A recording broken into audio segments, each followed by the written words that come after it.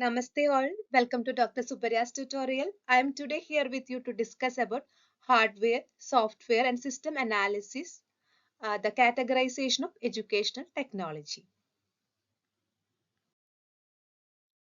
The first approach called the hardware approach. Okay, it focuses on the physical equipment and devices we use to support learning. Okay, the physical equipments and devices. Think of the projectors, computers, audio visual aids, and all the tech tools you see in the classroom and online learning environment. So those are comes under this hardware approach.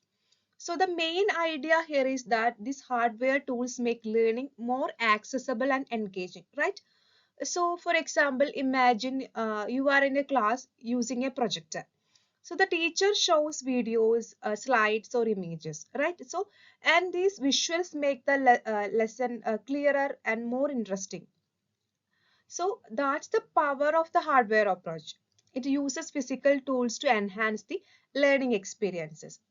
So talking about advantages and challenges of this hardware approach is that now this approach has its benefits making content visually appealing and helping to reach large groups. But there are also challenges like the cost of the equipment, maintenance, and keeping up with the tech upgrades. So that is about the hardware approach. Okay, next we have the software approach or educational technology too. Unlike the hardware approach, this one is more about the content itself than the devices. The software approach involves creating and organizing educational materials.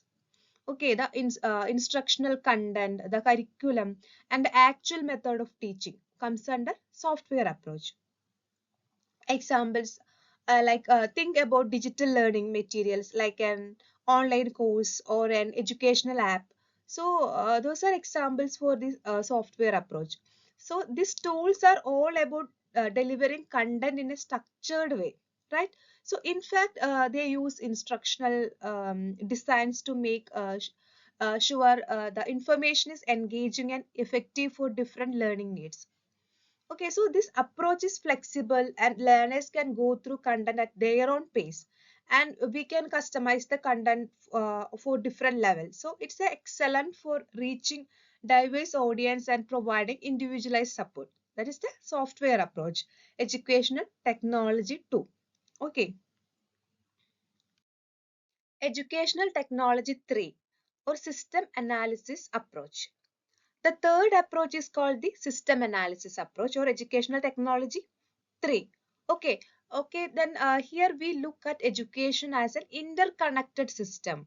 Okay, instead of just focusing on hardware or software, this approach combining them, both the software and hardware, and looks at the entire learning process as a whole. Okay, so what does this mean? The system analysis involves evaluating, planning and organizing all the parts of the learning experience. It's evaluating it, planning it and organizing it. It's like piecing together a puzzle. Okay, so you have to think about the learning goals, the resources and the teaching methods and even the assessment. Okay, so the goal is to create a well structured goal oriented system that makes learning more effective. Okay, let's say you are setting up an online course. So you need content, that is software, and video lectures, hardware, and assessment for the feedback too. Right. So the system analysis approach ensure that all these elements work together smoothly to help learners meet their goals. So that is the importance of system analysis approach, that is educational technology 3. Okay, then educational technology 1 focuses on physical tools and devices, right? So that the hardware that supports the learning.